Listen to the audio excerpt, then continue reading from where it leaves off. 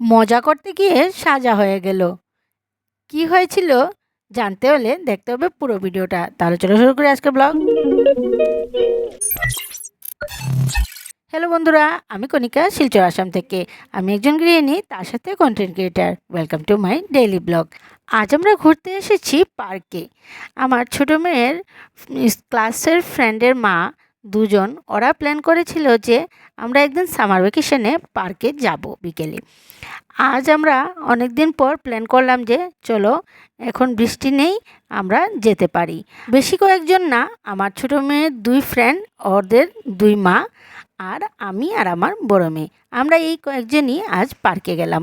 পার্কে গিয়ে তো বুঝতেই পারছো, মেয়েদেরকে নাগাল পায়। ওরা কি মজা করতে শুরু করলো, ওরা এই দিক থেকে ওই দিক, আর আমরা ওদের পেছনে পেছনে, ওরা যাতে কোনো অসুবিধায় না পড়ে, তাই দেখশন করার জন্য। আমাদেরও ভালো লাগছিল। অনেকখানি বসে এদিকে ওইদিকে আমরা বসে ঘোরাঘুরি করছিলাম, গল্প করছিলাম। আমাদেরও বেশি দিনের পরিচয় না, ওই 1 বছরেরই পরিচয়। কারণ আমার মেয়েরা আগে অন্য স্কুলে পড়তো, আর 2 বছর হয়েছে আমি স্কুলটা চেঞ্জ করেছি। সেই নতুন স্কুলেরই ফ্রেন্ডদের মা, তাই ওদের সাথে আমার বেশি পরিচয় নেই আগে থেকে, ওই বছরখানিকেরই পরিচয়। তারপর আমরা সবাই মিলে একসাথে বসে গল্পগুজব করতে শুরু করলাম। আস্তে আস্তে আমাদের একটা ভালোই মিলজিল হয়ে গেল। তারপর এদিকে ছবি তোলা, ভিডিও তোলা, এইসব করে আমরা খুব মজা করছিলাম।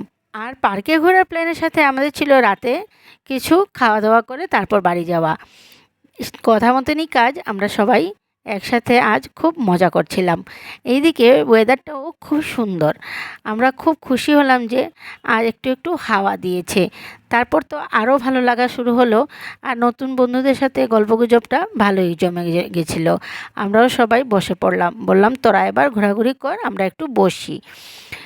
বসতে বসতেই হঠাৎ হাওয়াটা একটু জোরে গতিতে শুরু হলো। খুব বেশি হাওয়া দিচ্ছিল, হাওয়ার সাথে সাথে ধুলোবালিও ওড়া শুরু হলো। তখন একটু মনটা খারাপ হলো, যদি না বৃষ্টি এসে পড়ে। ভাবতে ভাবতেই 2-4 মিনিটের মধ্যেই একটু একটু বৃষ্টির ফোঁটা পড়া শুরু হলো। আমরা ভাবলাম কিছু না, হয়তো কিংবা ঠিক হয়ে যাবে। কিন্তু একটু পরেই এমন বৃষ্টি আসলো, তখন বাজছিল 6টা, আর আমরা 8টা পর্যন্ত আর পার্কের থেকে বেরোতেই পারিনি। এমন জোরে বৃষ্টি হচ্ছিল। আমরা বড়রা হলেও তাও ঠিক ছিল, কিন্তু ওরা তো ছোট, ওরা এভাবে বৃষ্টি সহ্য করতে পারবে না। তাই আমরা ফেঁসে গেলাম পার্কের ভেতরেই। খুব জোরে বৃষ্টি শুরু হলো, একদম মানে ধুলোবালি উড়িয়ে, আর কোনো মতেই খেলাধুলা করার কোনো মতেই সম্ভব ছিল না। কিছু কিছু লোকজন এখনও একটু খেলাধুলা করছিল, কিন্তু আমরা মেয়েদেরকে নিয়ে একটা 2তলা ঘরের উপরে গিয়ে বসে পড়লাম। সেখানে বসেও কি করব আমরা, গল্পগুজব ছাড়া তো আর সময় কাটানো সম্ভব না। এদিকে ট্রেন গাড়িটাও ঢুকিয়ে দিচ্ছে ওই ঘরটার নিচে, কারণ বৃষ্টি জল পড়বে এটাতে। পার্কটা প্রায় খালি হয়ে গেল। এত সময় অনেক ভিড় ছিল, অনেক বাচ্চারা খেলাধুলা করছিল, কিন্তু আস্তে আস্তে সবাই আস্তানা নিচ্ছে। বৃষ্টির ফোঁটাটা জুড়ে পড়া শুরু হলো। বৃষ্টি মানে প্রচণ্ড বৃষ্টি শুরু হলো। আমরা ভাবলাম একটু সময়ে মনে হয় থেমে যাবে, কিন্তু বৃষ্টি থামার কোনো নামই নেই। সেখানে বসতে বসতে মেয়েরাও একটু বিরক্ত হয়ে গেল, ওরা চাইলো কিছু খাবার খেতে, কিন্তু বেরিয়ে যাওয়াটা সেই মুশকিল। বৃষ্টিতে আমরা সবাই ভিজে যাব, তাই আরেকটু বসে চেষ্টা করলাম যে যাতে বৃষ্টিটা কমে তারপর আমরা বেরিয়ে যাব হোটেলের উদ্দেশ্যে, কিন্তু কিছুতেই থামার কোনো নামই নেই। কিছু করার নেই, সবাই মিলে গল্পগুজব করলাম। মেয়েরা ওদের ছোটোবেলার ছবি একজন আরেকজনকে দেখালো, যেহেতু আমাদের কাছে মোবাইল আছে, মোবাইল বের করে ওরা ছবি ভিডিওগুলো দেখাচ্ছিল পুরনো। তারপর এইসব করতে করতে আর আমরা পারলাম না, তখন বাজছিল রাত 8টা। আমরা বললাম যে পার্ক তো প্রায় খালি হয়ে গেছে, এবার বৃষ্টিতেই আমাদের বেরোতে হবে। তারপর আমরা বেরিয়ে চলে গেলাম সামনেই একটা হোটেলে।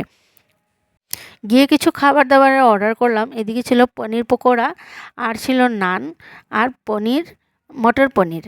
তারপর আমরা কিছু ছবি ভিডিও তুললাম। আর তোমরা তো জানো এই হোটেলে বসলে একটু সময় লাগে অর্ডার দিলে, তাই সেই আমরা বসে গল্পগুজব করছিলাম, ছবি ভিডিও তুলছিলাম।